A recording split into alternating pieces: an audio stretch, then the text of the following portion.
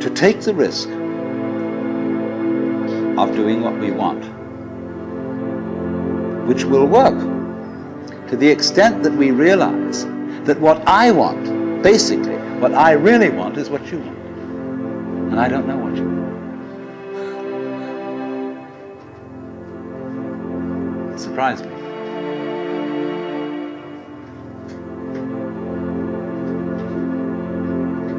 But that's the kinship between I and thou.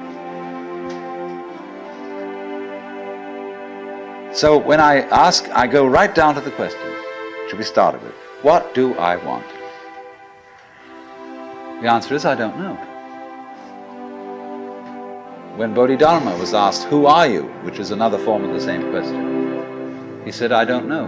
Planting flowers to which the butterflies come. Bodhidharma says, I know not. I don't know what I want.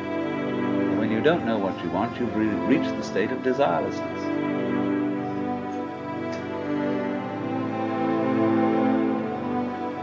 When you really don't know. You see, there's a beginning stage of not knowing, and there's an ending stage of not knowing. In the beginning stage, you don't know what you want because you haven't thought about it, or you've only thought superficially. And then when somebody forces you to think about it and go through and say, yeah, I think I'd like this, I think I'd like that, I think I'd like the other, there's the middle stage. Then you get beyond that. Say, is that what I really want? In the end you say, no, I don't think that's it.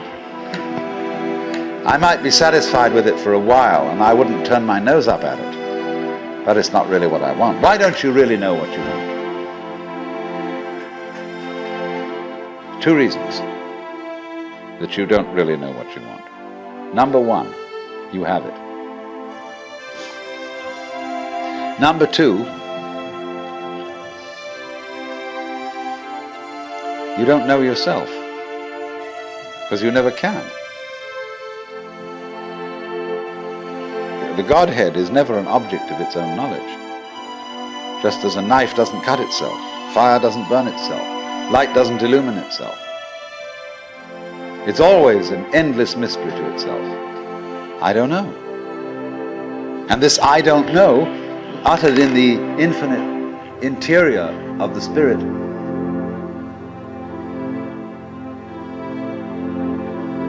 this I don't know is the same thing as I love, I let go, I don't try to force or control. It's the same thing as humility.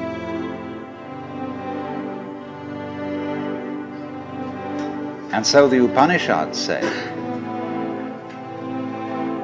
if you think that you understand Brahma, you do not understand, and you have yet to be instructed further.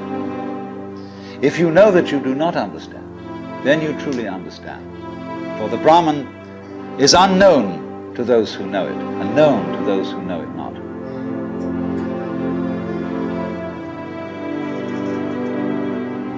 And the principle is that any time you, as it were, voluntarily let up control, in other words, cease to cling to yourself, you have an access of power. Because you're wasting energy all the time in self-defense, trying to manage things, trying to force things to conform to your will. The moment you stop doing that, that wasted energy is available. And therefore, you are, in that sense, having that energy available, you are one with the divine principle. You have the energy.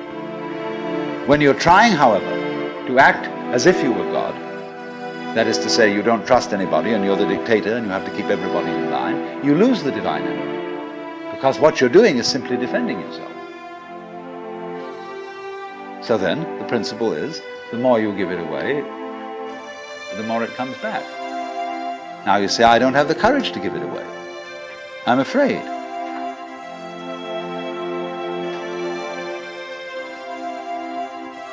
And you can only overcome that by realizing you better give it away because there's no way of holding on to it.